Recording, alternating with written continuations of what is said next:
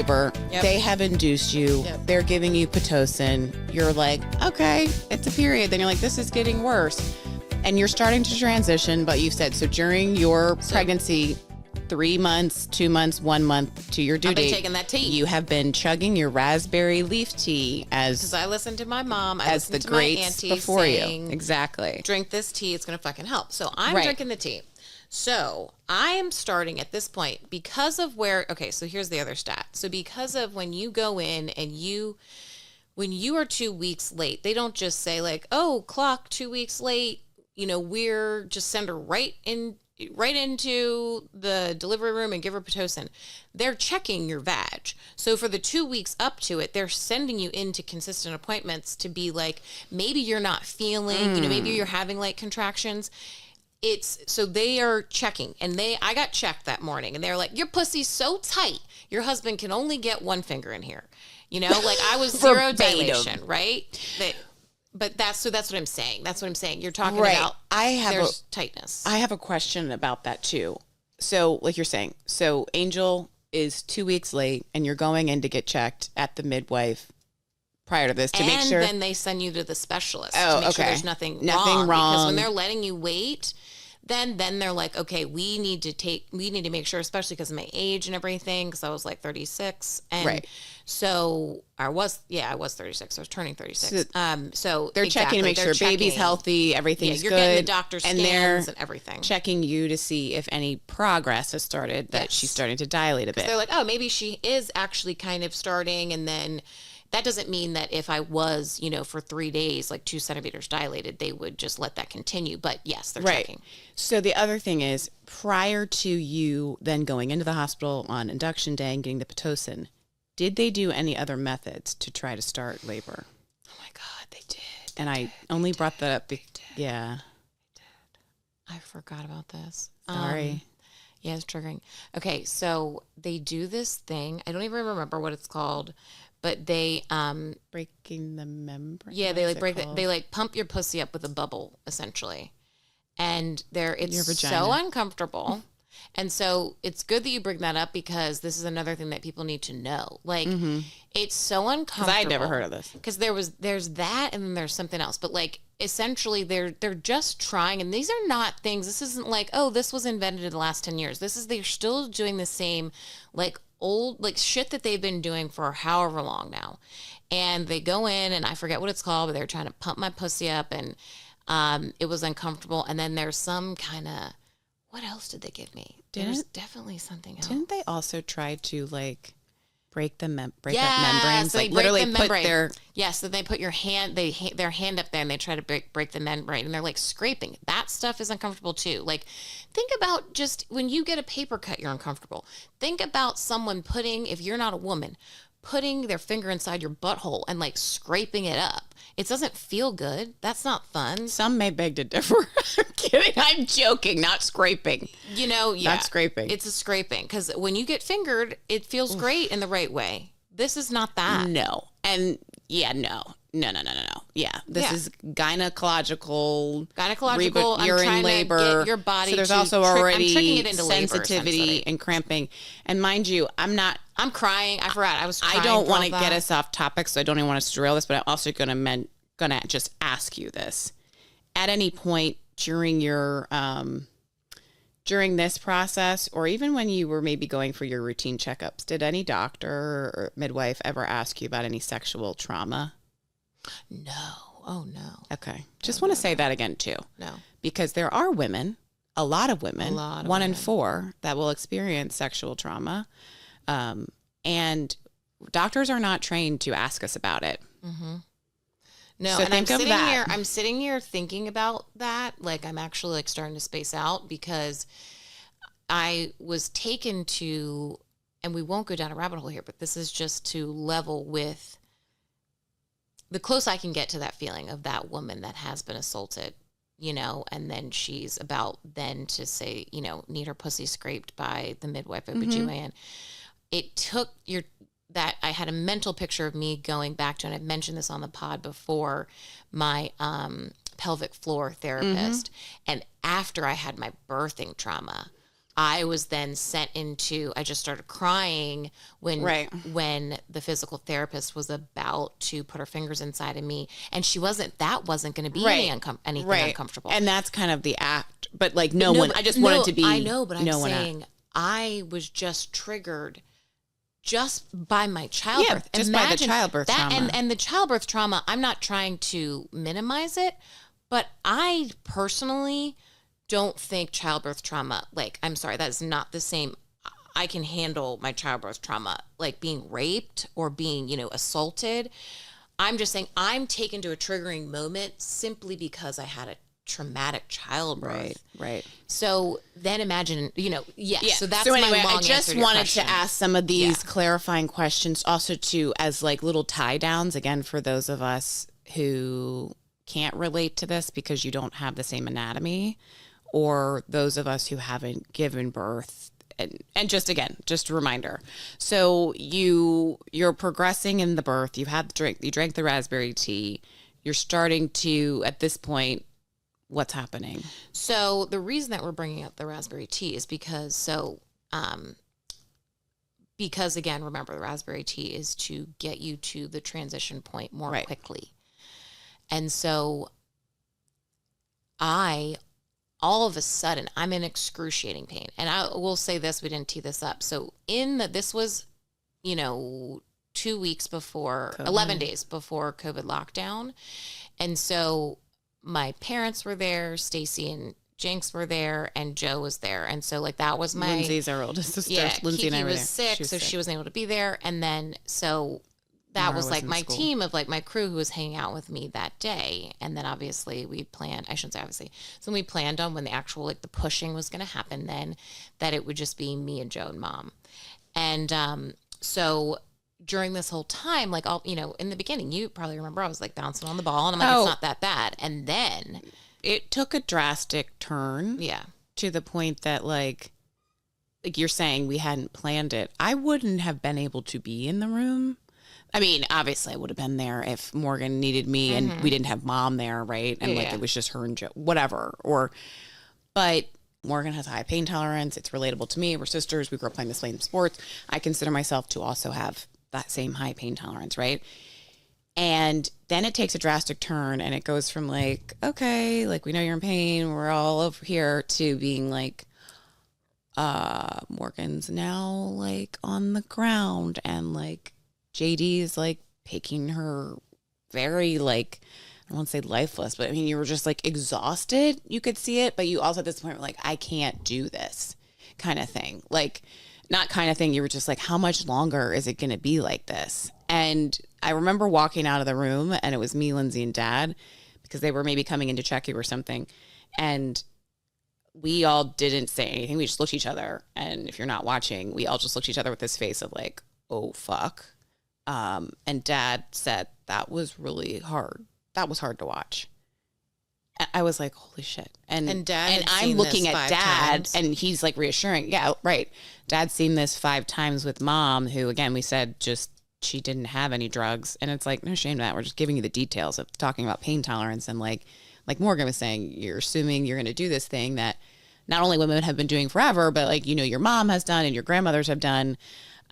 Yeah. And so I was just like, holy shit. Lindsay was the same way. We felt concern. Mm-hmm. It didn't feel, I was also in the room when Kiki was in labor. And again, not there for when she was like delivering, but which I saw her in immense pain, but it was different. Like it was just different. And Kiki didn't have the induction part, but it was a fear level that we were all like, oh. So anyway. Yeah. And so, at that point, when you're saying that, I was on the ground, so like I was just trying to, move and get in a different position and get comfortable. Also that was part of why I didn't want to have the epidural, because I know me. Like I really wanted to like squat. I wanted to use gravity. I wanted to like, I have arm strength. Like I was envisioning myself, I'm going to hold on to this and I'm going to let gravity do its thing. And like I had done all my research of like, you don't have to, that's the whole point of getting a midwife. You don't have to lay on your back. And like, so at this point where I'm like, I don't know if I can do this any longer. And I was asking, how much longer? And I'm on the ground too. And I peed myself, and like, I just felt like I was like losing control, but I couldn't tell what was what. Yeah. And I remember mom's voice being like, oh, like so disappointed for me because like, just like that it wasn't something that needed to happen kind of a thing. Yeah. And the midwife, because you weren't in the room then at this point. No. And then the midwife is literally sitting there on a computer, like, so she's up behind, the head of the bed, and there's, where all the, the Equipment and monitors. the monitors. And she's up there looking at, on the computer, looking at whatever monitor she's looking at. And she says to me, well, this is labor. Like, and not even like that. It was worse. It was, well, this is labor. And that wasn't just something crazy in my mind. Mom, after when we were home, Mom talked to me about how insane it was. And like, so I wasn't crazy. Joe was there. Mom was there, agreed with everything that happened. And you're in the moment. So again, just like you're saying, that wasn't me crazy because I'm not making that up. You're not making that level of up. And I've been tone. in the situation too with the women's health stuff where you're like, I have to just take note of this and move on. This is not, Because I'm I trying can't to address survive. this. I'm trying to survive. Moment, I just want to get the baby out and healthy. When you, and again, I'll get us back on track, but I'm just curious in that. When you got home and mom mentioned that to you, what was your thought? Did any part of you, and I say that because I was curious to see what your thought was versus what my thought is. She's a racist bitch. Yeah. And I said it immediately, and mom, mom being mom and a mom of black women, was like, yeah, I mean, she just didn't understand what else it could be. And that is something, and I say that because I didn't know. We didn't talk about that. And to anyone, to remind Because you, for anyone that's like, even though, I got my nose and my lips and my tan skin and my fucking, anyone that's like, well, she's so light, maybe she didn't. No. I got my black father sitting there. There's no. And all of us. And all of us. You're not an idiot. No. All sisters I mean, and everything. this woman was disgusting to And me. she, and I, the reason why I asked you is because, yeah, that's where mine went. And again, I don't know all these details, but I asked that too because it's something that I've had to. We've talked on the show about where we grew up, and again, it was a small town, so the doctors we went to and things. Our mom worked in the local hospital. There was a different level of trust that we had because it was like my mom or my mom knows you in a roundabout way. Then when we're adults, the fact that it actually, when you start to have to question it, because it is not. I mean, facts are facts and data is data. If you don't like data, sorry, you're not that smart. Just going to say it. If you don't believe in data and science, like, this is the wrong pod for you. This is the wrong podcast for you, honestly. And 2024, what a time to be alive. But I say that because data shows that Black women's pain is often ignored. And again, all the stats with women in mortality rates with childbirth and pregnancy with women of color, it's much higher. So it's just when you are hearing that, it was like, is that where your mind went? And so it did. Yeah. And I'll say, because this is not about me, and I'll put a post on it, but seeing you in that pain, I'll tell you what, it was trauma for me. It's not about me, but seeing your sister in that, your athletic sister that you grew up doing all the same sports and still being athletic and pushing yourself. And I would say Morgan, out of all of the sisters, has been the most more extreme, or had pushed more limits to try different things, later on in life, kiteboarding and the skiing and the paddleboarding and whatever else. So to see that, I was like, what am I getting into here? Or like, why do women, like, that's scary to see it.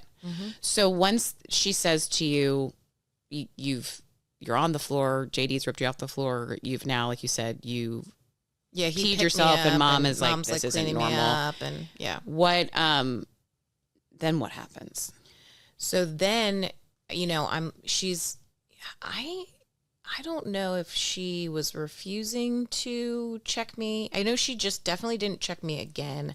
I don't remember if she checked me in that moment, but like they basically, you know, I think she refused. there's definitely a time when she refused, but I couldn't remember when exactly it was. But so what I'll explain when we're saying checking. So dilation for everyone can change. That's the point. You can go from 0 to 100. Everybody's different. So you could be at 3 and then in an hour later you're 10. You're at 10.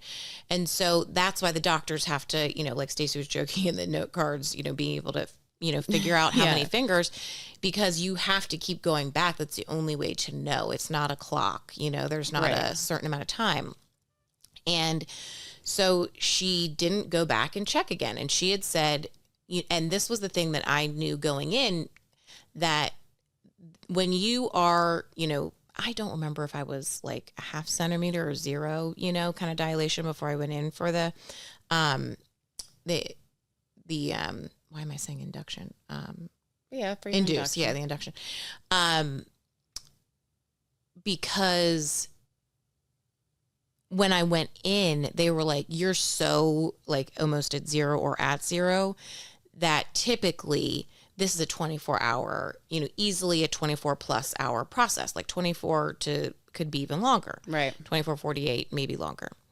So I went into the hospital, my appointment, or when I was supposed to be induced was something like 9, 10, I think it was like 10 a.m. And I think I was induced right around 10. I ended up having Angel, I birthed him the same day. So whatever time Joe would remember, I guess I had him at like 11 p.m., 11:30 p.m. It was pretty late because I remember thinking It was like 11:30 p.m. the next day. Because it was almost going to be the 29th. And I was like, ideally, I don't want to leave your baby. And so it was late. And so, but what they were assuming was there was no way I was going to have, and this was the midwife too, was like assuming there's no way I was going to have the baby within a 12-hour period, but was also thinking for herself, she was like, she gave me, I was like, I'm so uncomfortable. She wouldn't check me again. And so she was like, I can give you, I was like, is there anything? And I had remembered reading this. There was some, I can't remember the name. It starts with a K. There's a medication they can give you, and it's not a pain med. It's not like you can then, have an epidural.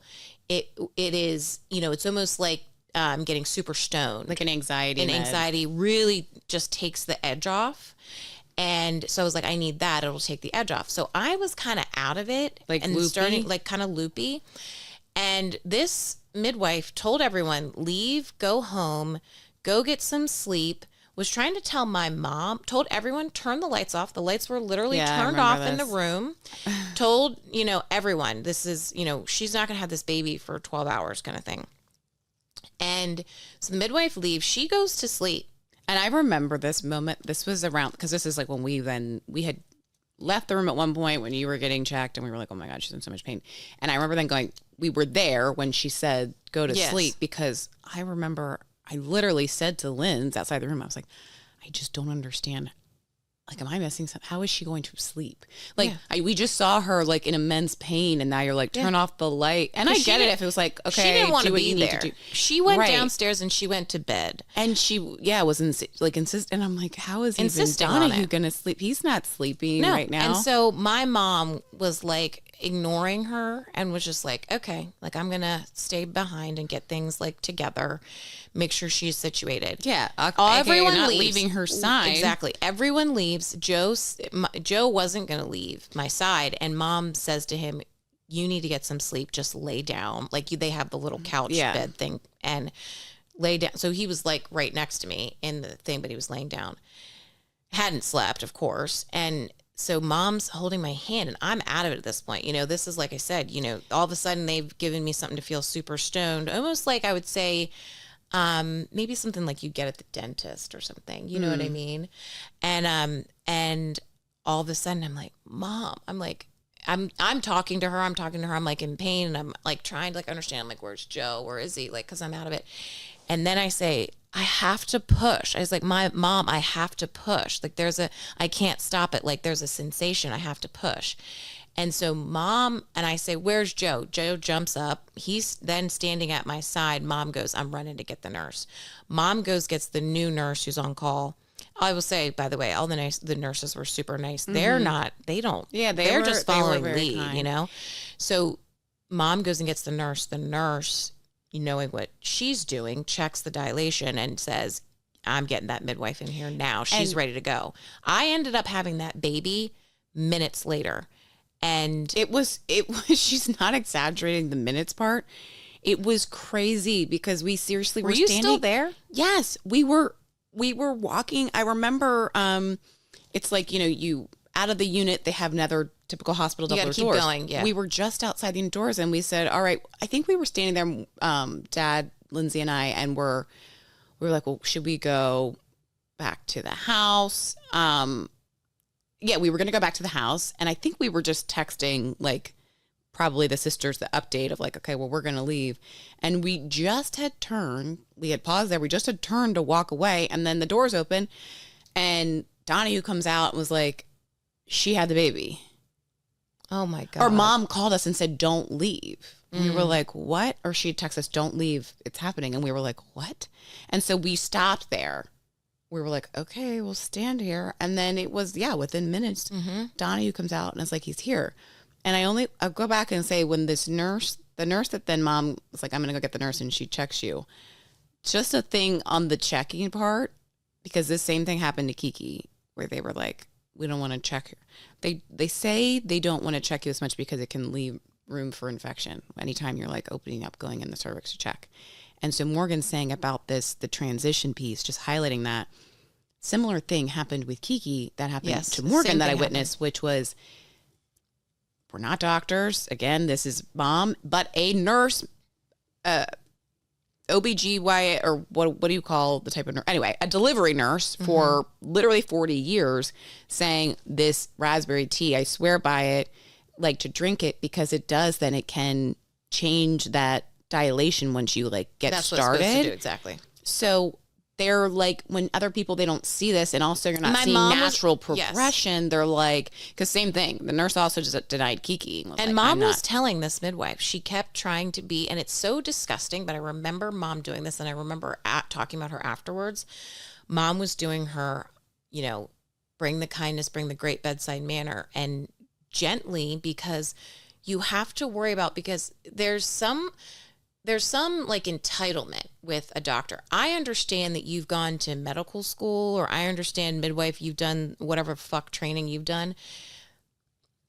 But my body's my body. And the fact that you're not listening to me, I'm paying your fucking bill. There's no free fucking healthcare here. So I don't know why, if you wouldn't go into any restaurant, and assume that you want good service, right? You're paying the bill at that restaurant. You're assuming you're going to get good service. You would not want to stay if the owner of the restaurant and the staff was telling you, no, that food's not too spicy for you. You like the fucking taste and you will fucking eat that. That's essentially what it is. And it's interesting you say that, because again, that happens so often in women's health. Like the average, it can take a woman with a reproductive issue, especially, to get diagnosed is 10 to 12. It might be 11 years. Definitely a 10. minimum of 10. Minimum of 10. Minimum of 10. And I heard that stat recently. And I thought, well, that's interesting. It took me 12 years for my diagnosis with the PCOS. But I say that because it's like you're saying, the ignoring. The my body, the gaslighting of, I know this. And it's also like, I don't know anything about your midwife, but again, I know OBGYNs. We have to start somewhere. I do know she was later fired, so I know that. Well, I know OBGYNs that are OBGYNs before their mothers. So you don't fucking know what it's like because you haven't experienced it. Same thing when a male OBGYN, and again, I've gone to many male doctors. I like them, but I'm like, you don't know though. Even if you haven't experienced it though, every body, every situation is different. Listen, that's why the best doctors that I've had throughout my healthcare journey have been the ones that listened. It's not necessarily that they knew more, that they were more talented or more intelligent. They listened to be able to help me to the best of my ability. Right. So then, you know, to just wrap up the birth story, because we're there. So, you know, has ignored me. And then obviously the nurse comes back in and she checks and she's like, oh my God, I'm getting the midwife. And so then the midwife comes in and, oh, did her fucking personality shift when she realized, oh, I was wrong. She's all fucking, oh my God, do you think you could have the baby before midnight? You know, talking about then it being the 29th, being the leap year. Now she's trying to be, because she's trying to walk back the fact that she's fucking shitty at her job and was a horrible bitch. Not only bitch. did she not check you and was rude to you, the bad bedside manner, but what about the part where she's just giving you meds and now you're pushing? And now I'm pushing 5 minutes later. Exactly. And now I'm having to rally. And mind you, because of who I am, and like maybe it was all those times in my 20s when, you know, situation's going down, we got to get out of here, you know, I'm real sober real quick when there's a problem. Like, I don't know what it was, but all of a sudden I'm sober then, you know, I'm like, I'm back, I'm here, and I'm ready to get into my position of, I'm like, okay, I'm going to do my squat thing. Like, so I get up into, I'm ready to squat. I want to use that like gravitational pull. She scolds me. She goes, those who can't see I just literally sat up in my seat like, are you fucking kidding? I didn't know this. She scolded me. She goes, and I'll never forget because she's right down in my vagina. So she's in front of me and she looks at me and she goes, okay. Literally it was that. And she was like, I mean, and then basically like not only was it, she didn't know what to do, but what are you doing? You're in the wrong. I'm so confused. I need to ask this, Claire. So she's a midwife. Like you're saying, midwives are supposed to be more about the natural, less about the pain managed, whatever. Also the place, and I think this place is actually now shut down. Not because of anything. It's a different place. I think it basically got acquired. So I guess it wasn't shut down, but the other part taken where over some by another people, place. like you were saying, you chose the hospitalized version, like go to a hospital, deliver with midwife. At this place, it used to also, they offered services where you could just do the birthing center. Like you're given, you know, water birth, whatever, not going into the hospital. So in my mind, I'm thinking, sure, you're going to be at the hospital in case there needs to be an intervention. But you're going to be squatting like, and doing whatever you need to do. Devices and things there, like bars you can hold on for if you do want to squat. So I'm like, why is she saying to you, like, I think because she was never a racist bitch. And maybe she's also never experienced someone actually wanting to do that. Which is also makes me think, during your appointments, did they ever talk to you about childbirth, options or train? Well, or that like was Lamaze the crazy thing too. Not a thing anymore. They sent us to that. They sent us to. It wasn't called Lamaze, but it was essentially that. I mean, that's where I'm saying, like, I was shocked because that was not. They send you to. It's connected to the hospital, but they send you to the birthing, you know, center thing, and you get to go to these classes. And they talk about like, oh, bounce on the ball and do this stuff. And there's more than one way. And you read the books, the basic standard, like 1 billion copies have been sold on like midwifery. This is what's in there. These are not, I didn't go do some deep fucking research. And that's why too, because I've, well, not many, but I know one of my girlfriends did squat. I know mom had talked about squatting because it's a natural position. You Google childbirth anything, civilization, indigenous people. That's why you say that we're literally squatting in fields. Because if you think about it, especially how babies position head down to the birthing canal, like it would be so easy. Laying on your back, pushing anything. It's just like you taking a shit, laying on your back.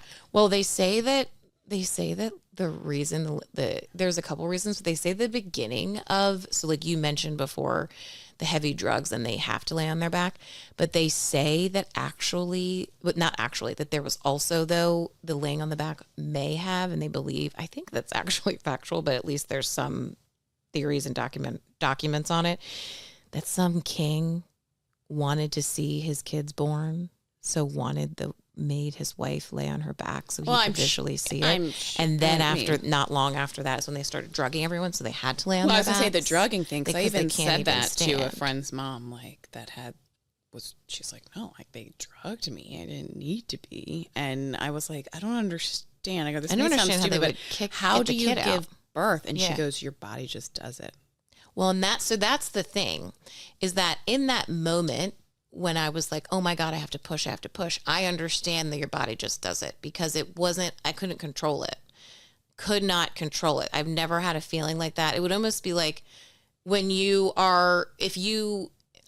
luckily I've But never. you probably had more forceps babies then during that time. Oh, I'm sure. But That's also why. I'm just saying, like, think about something that literally your body, you can't control, like barfing yeah, or shitting or when yourself. you have like diarrhea. where Literally, you're it's the like, same yeah. thing where you're like, there's something that like my body, it's really almost even more really like the throwing up, where there's a muscle inside of you that's forcing Like the throw up and you expel, yeah, can't pressure. stop, you know? Yeah.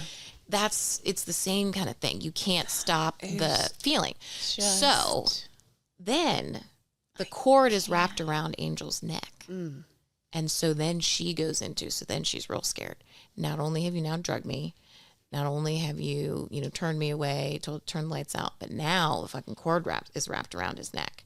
And we don't have any options because it's all happened so quickly and da-da-da-da. So now she's just telling me, go, go, go, push, push, push. And I'm confused in the moment. I don't even understand what's happening. Why is she, to go from let this bitch sleep, talking about me, saying, let her sleep, don't give her any mind, to frantically saying, get the baby out, is a very confused. And when you're like still, your head is off because of the And situation can and the drugs. you imagine if you didn't have mom there, Donahue there, but Yeah. mom especially? Well, and okay, so let me say this too. I think about how I was 11 days before COVID lockdown. If I had been 2 weeks, if Angel had been due on his, birth date, and then I was 2 weeks late, I was in that first wave of, I would have been alone. You weren't allowed to bring a partner then because they were so scared with COVID. So I could have been one of the moms that died. That's Yeah. what happens. Or my Or baby Angel, died Yeah. because the cord's wrapped around his neck and no one's there to hear me. I am taking a deep breath in because I'm not screaming out. Because my scream is for fuck everyone who is making it harder for us to literally survive. This is I'm not trying to get political, but this is the election where it's like you hate women or you don't. It's as simple as that. And I know it's I hate everyone. I don't hate everyone. I love all you listeners for being here. But I'm like, really, you guys, though, this is like, it's scary as fuck. It's terrifying. And again, I don't want to tangent, but this was a part of my therapy for a year. My therapist literally said to me, where is this coming from? Talk to me about some of your fear of, should I even pursue this IVF journey? And I told her I was in the delivery room with my sister when she was giving birth. And it was intense. And it wasn't about how hard this is. It was seeing you deal with that, suffer, and knowing then that what's it to could be come you. after, Yeah. knowing it could be me and your baby and then then a lot of it too was that I was also had experienced already. well, you already had in trauma the from- fertility. fertility With fertility no clinics of diagnosis. how I was being treated Yes. too. And I said to her, and I'm like, and I'm also just a black woman watching the news, and I'm not an idiot. I do my research, and I'm like, I don't trust these people with my life. If Venus Williams, no, actually it was Serena. If Sorry, Ser- yeah, you why know, is it- I gotta. If Serena Williams, the most, one of the most famous black women, most famous Famous black female athlete, most famous yeah. female athlete, maybe. Yeah. But certainly, yeah. If she almost dies in childbirth, like, what the fuck are the and that's rest what you're of us? saying. It's not just like hearing, if you hear just about her story, you're thinking, oh my God, I can't believe something crazy happened. But you're like, no, it starts out scary. Like you're saying. So anyway, so you have Angel. Thank God he was healthy. So I push. He comes out with the cord.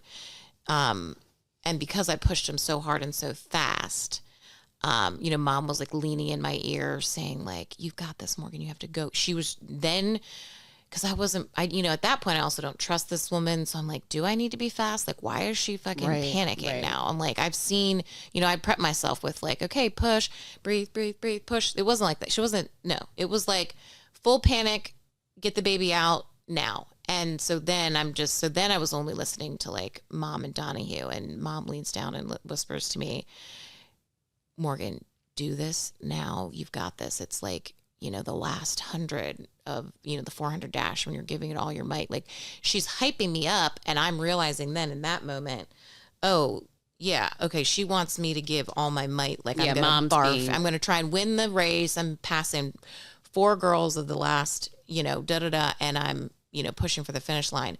And so I push with all my might. So I push with all my might. Angel comes out. Angel's fine. Thank God. He's healthy, but then the midwife goes, okay, there's a lot of bleeding. And I'm like, what are you even talking about? So she's like, okay. So then she's saying, I got to stitch you up, blah, blah, blah. She's like, wow, there's a lot of blood. There's a lot of blood. So I realized later that the reason that she's saying there's a lot of blood is because then I am having to push so hard and so fast, and I'm not squatting. I'm not using my gravitational pull.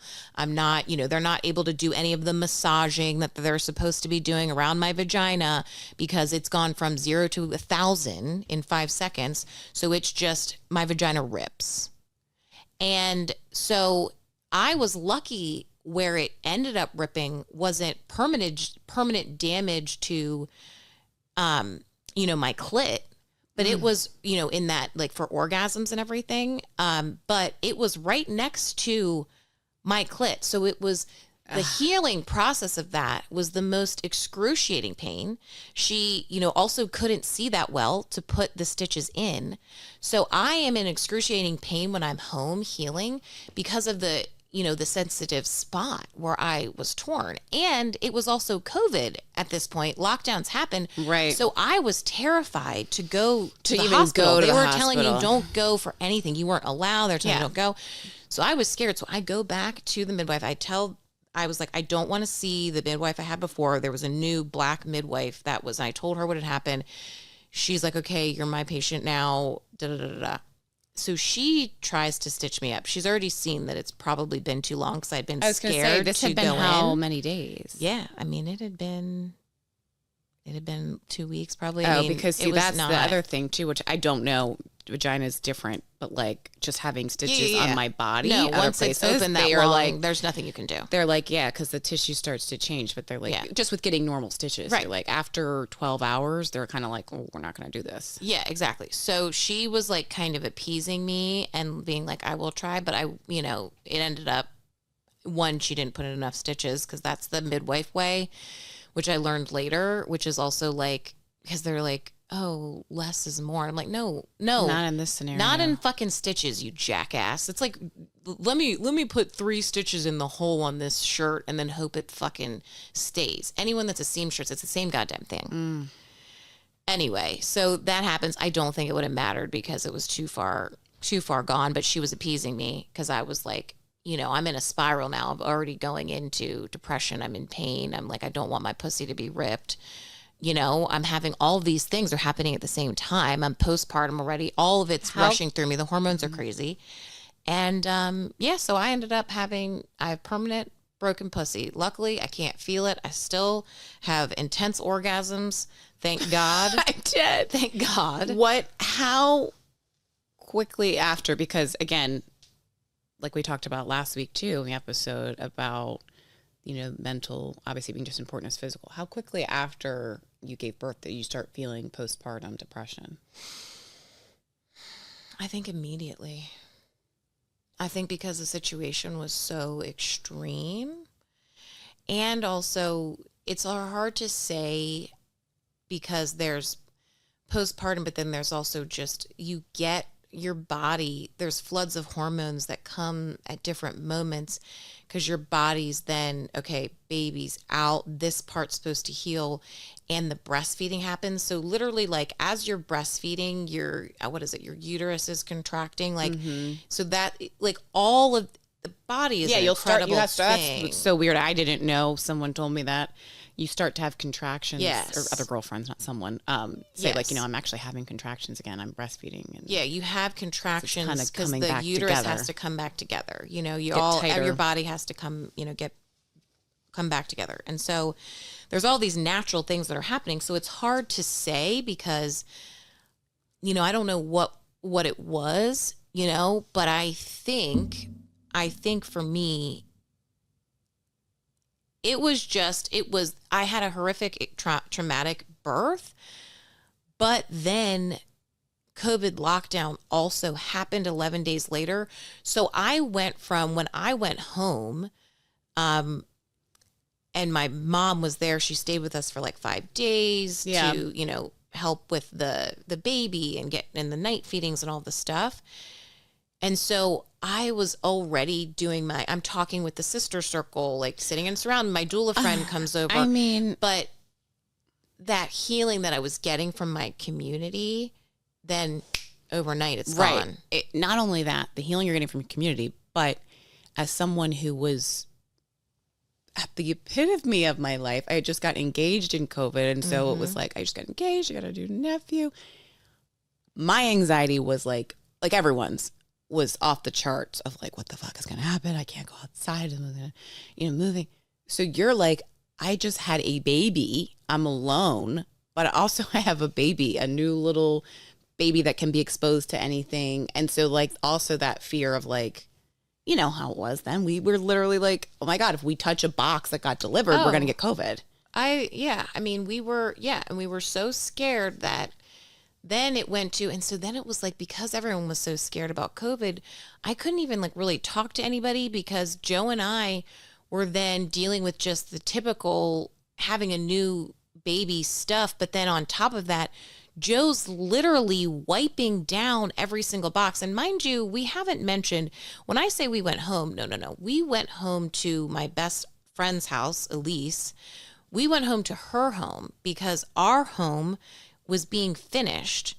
We were going to live in it while it was being refinished. But while I was pregnant, we had such a bad case of mold that we weren't allowed to live there while I was pregnant. So we went there, and then we were supposed to move into our house 2 weeks after Marty was born. We knew we were moving in. So once we moved in, because we did then, there wasn't the extreme yet COVID restrictions of you aren't physically allowed to be in certain spaces. So the movers came and moved our stuff in, but that was all under fear. So then me, Joe, Donahue, and Angel are all living in our new refinished home, but surrounded by boxes. Yeah. I can't move because my pussy hurts so bad from this you're tear. not even supposed to be like, You're not supposed to, but I'm so uncomfortable. And then I don't have my sisters. I don't have my parents. We moved to Annapolis for a reason. We don't have his whole family.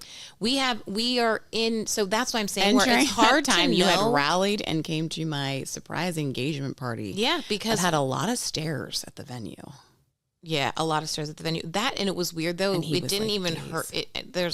It didn't hurt as much until Later on. later, I think, when the stitches were totally dissolved and they didn't work, But so my point is, it just was the traumatic birth would have been enough, but then when you're removed from your sister circle, you're removed from the distraction of like the community, and then for someone who can't handle clutter to then move among boxes, my hormones. So I don't know if it was all of it. Then I'm in postpartum depression and I'm obsessively thinking about the tile in the bathroom. And, I'm just, it was a pretty quick downward spiral. When you knew, because obviously that's also the thing too, where like it's two-parter. One, no one at this point can relate can relate to how you're feeling giving birth in a global pandemic, because unless you knew someone that was literally like due at the same time, you didn't know anyone.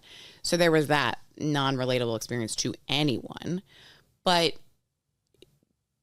did you, when the postpartum starts, when you start feeling that, you said that was pretty immediate. Could you think, maybe you weren't thinking in your head, but did you know of other friends, family that had gone through postpartum that were open with you about it? Yeah. One of my best friends from growing up, but you know, it was hers though, was almost like she didn't even realize it was happening. And then she did, you know, it was kind of, and it was so much, it happened so many years before. Right. When I you had a weren't baby. having a baby.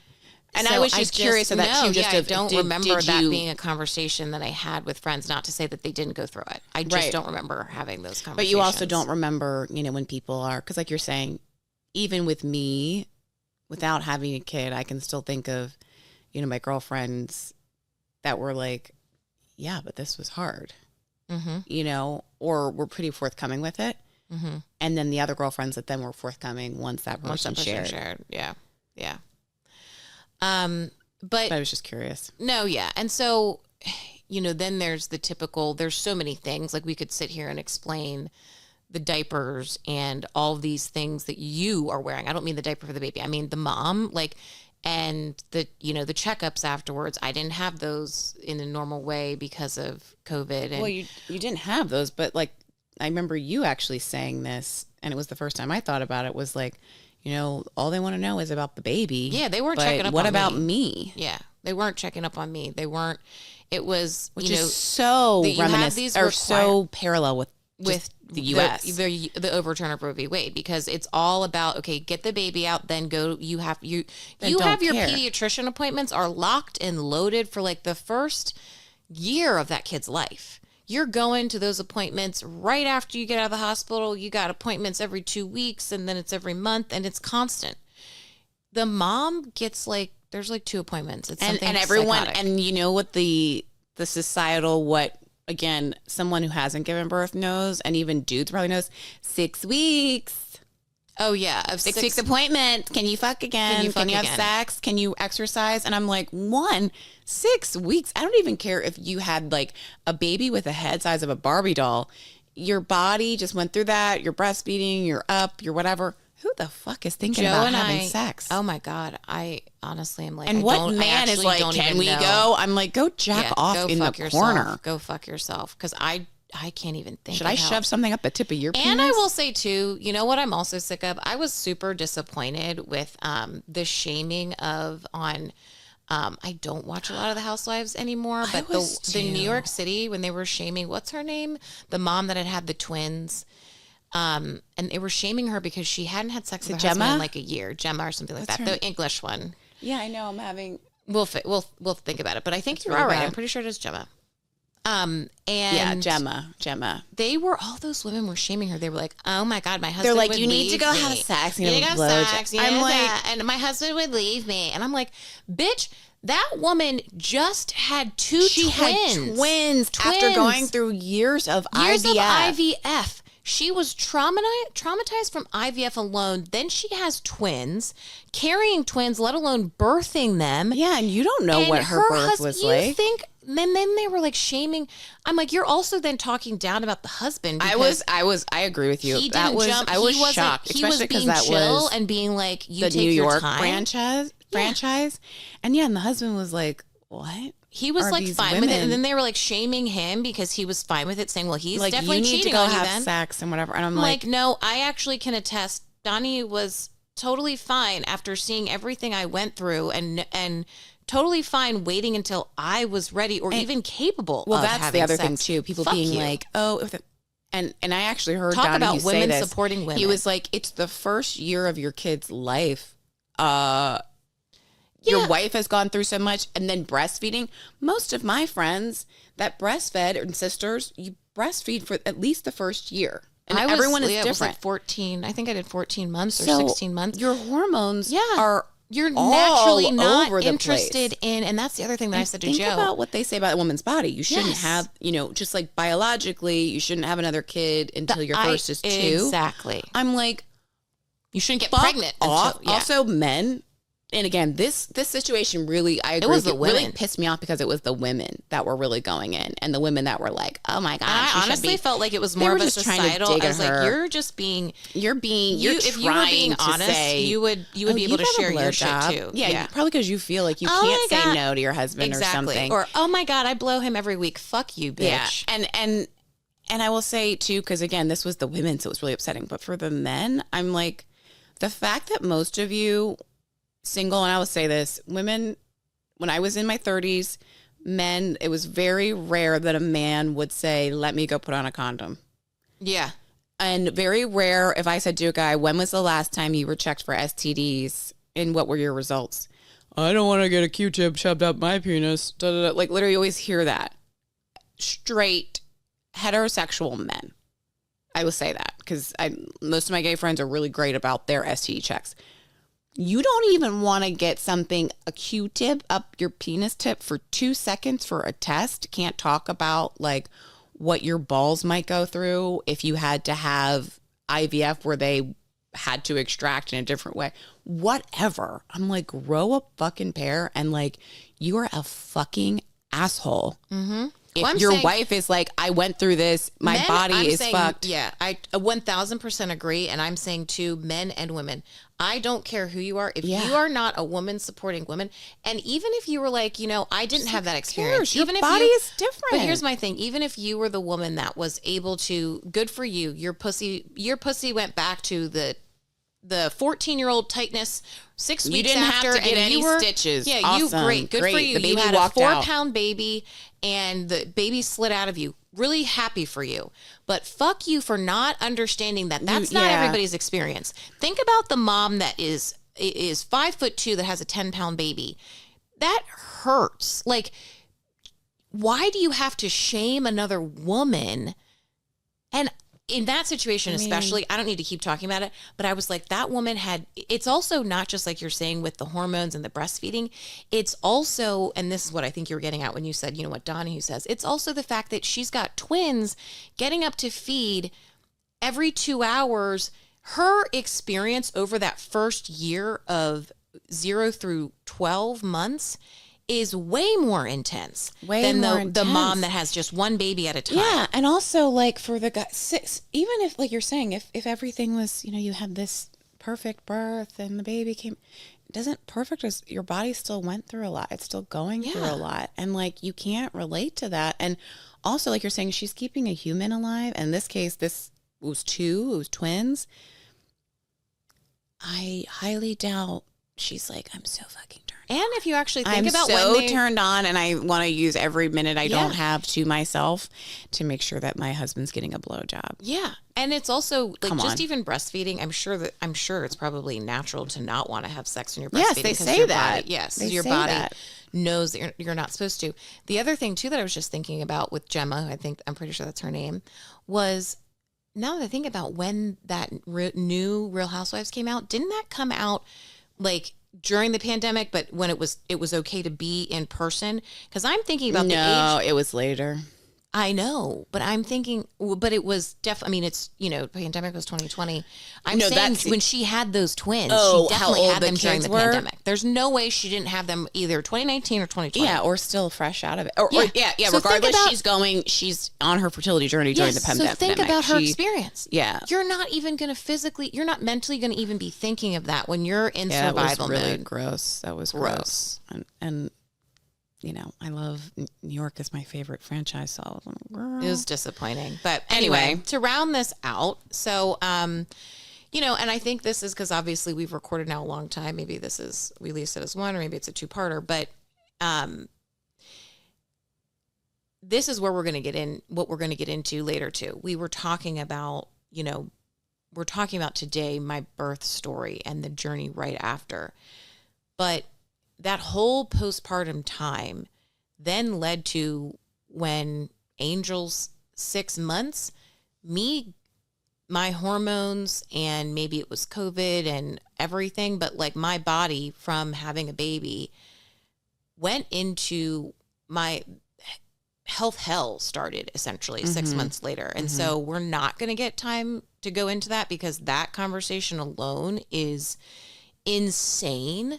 And I will share it all because I've actually had so many people that once they hear about it are so thankful that I've shared with them because they're going through a lot. And the number of people that are disabled in this country, so many people can relate to these health journeys. And it's just like shaming women, shaming the disabled, and shaming people going through a difficult health time and not being comfortable talking about it, and, you know, the cost of healthcare, all of those things are so real, and we're so taught to like deal with that alone that not question and doctors. not question doctors. And I want to be here as like an advocate for other people to speak up for yourself. So we'll get into that too. Agree. And that's such an important thing to say. Cause like you said, there's, what do they say it's the fourth trimester, right? Mm-hmm. And it's the first year of your kid's life is still part of that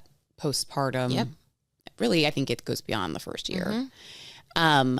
But like you were saying with just the advocating and the journey, and what's been interesting too, is when we talked about in an earlier episode, the infertility and acne episode, one of the reels that we posted from that talking about the struggle of getting a diagnosis, which we mentioned earlier in this episode, it takes an average of 10 to 12 years for a woman, especially to get a diagnosis, and then more of an emphasis when it's related to reproductive health. And they're like, oh, these are just bad periods.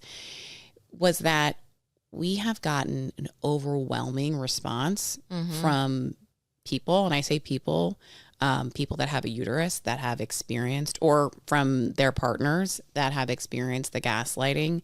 And not just because it's PCOS, just talking about the diagnosis. And when we say it's literally gone viral, that you're like, these are women from all over the world, predominantly the U.S. You see in the comments, because there are people from outside the U.S. that have said like, oh my gosh, we can't believe it. For, you know, I'm in the UK, I'm in Australia. For women in the U.S., this is awful. I'm in Canada. It is so necessary. So we're talking about it here because even though we are the most, I don't know, I think I'm pretty vulnerable. I think we're very vulnerable people. Vulnerable. Yeah. That it's still something that is so not talked about on many levels. And so just like seeing like a 30-second reel of us sharing that, and the response it got of people saying, same here. Here's my story. This happened to my sister, my aunt. 600,000 people are saying, yeah, same over here. So we know too, even with the people that are listening, of course, social's different than our podcast followers, but like also think about it. And again, if you haven't been in that position, really think about the partner you can be, the friend you can be, you know, the sister you can be to your birthing friends during that journey and overall. Yeah, absolutely. And I think it just, if you're sitting there thinking, how do I support someone? Your answer is just ask, how are you doing? And when they say everything's fine, you can follow it up with saying, I hope that's the truth, but just know if you ever need to tell me how you're really doing, even at your darkest times, like I'm here to listen. And just giving that opening, because I will tell you this, thank God for family and friends and the sister circle and therapy, because I don't know. Therapy and Lexapro, I don't know how I would have gotten through it. It was really bad. It was really rough. Yeah. So, yeah. And like you're saying, the power of community, because that's the other thing too. Like COVID made it that you were in a situation like so many women are without COVID, which is I live across the country. I live in a different country or my parents aren't able to just drive here, or I don't have parents or sisters or the close friends that do ride or die for me, you know? So again, think before you speak. And also, like Morgan talked about at the top of the episode with the ad that was taken down in Times Square for the lactation cookies. Think about the women who would not get that information now because they don't have a friend that says, hey, when I breastfed, these really helped me. That's what advertising's for, to reaching audiences that might not know about your product. Fuck off. Yeah. Fuck off to, and I I want to assume that it was a bunch of men. But, you know, we say in the same breath, I'll tell you, my husband would never let that shit slide. He saw what happened to me. The men that I'm friends with talk to me about what their wives went through, and they would never let that happen. And, you know, you see fucking, we talk My about Times husband's Square. seeing it in fertility. Yeah, you doesn't talk let about- me go get my blood drawn without being there because of the treatment I've received. Exactly. But you talk about, you know, we talk about Real Housewives and these lactation cookies taken down in Times Square. You got, in quotes, these liberal women talking shit about a mom. Fuck you. And it's all in the same vein. So I don't care how you identify. We're conditioned. Exactly. We're conditioned, and you break the cycle. Stop being competitive. Start being a teammate. Exactly. And while it's hard to say I'm sorry, it's also a really powerful thing to admit when you're wrong and to say I'm sorry and to know that we all can do better. So if this gets back to the other women on Real Housewives, I would like a moment where you say, sorry, Gemma, I fucked up, because you are not women supporting women. I'm sorry in those to moments. all women who maybe watched that and identified with Gemma. And were like, You made her feel oh, shame. gosh, and also now I will feel say bad. power to Gemma for even opening her mouth and saying, I haven't had sex with my husband for a year. And this has been a really hard time for me. Normalizing a it. conversation that so many women aren't having, but would like to say, because they either feel that they can't say no to their husband, or they're pressured it, because that's a whole other topic. And a brown woman, no less, standing up and speaking her truth On national. A brown woman who admitted that in her culture, it's frowned upon to do IVF. Yep, and even talk about those things. So many issues So- she brought to the surface. You So, know, yeah. Gemma, because you might never get an apology from them, I'm going to say it right now here for you. I am sorry that happened to you. And thank you for being so vulnerable and sharing, because you made a lot of us feel seen. And I think that's where we end it. That's where we end it. So welcome in again. Happy Mother's Day to all of those who celebrate, and also acknowledging for some people, Mother's Day is a day of remembering, is a day of mourning. pain, is a day of mourning, is a day of remembering maybe that you aren't a mother, for What those who you'd are hoped struggling. to be and what you missed out on. It can be Yeah. really hard for a lot Or of people. for just people that don't have a great relationship with their mom, Yeah. all the Oh my dysfunction God. and everything else. Absolutely. So I say that too, because as you're blowing up your Instagram feeds today and wanting to celebrate, just remember, for everybody, it's not a happy day. Anyway, but for us, it's thank you for coming. Thank you for listening. Do remember, if you are so inclined, review us, share us, go try a Kalu beverage. These were delightful, enjoyable. You know, Kello, I have a feeling that you are pro women. So get behind us, support us. You better hope you are. Yeah, you Cheers. better hope you are. Tiffs. Tiffs, Davis. Davis.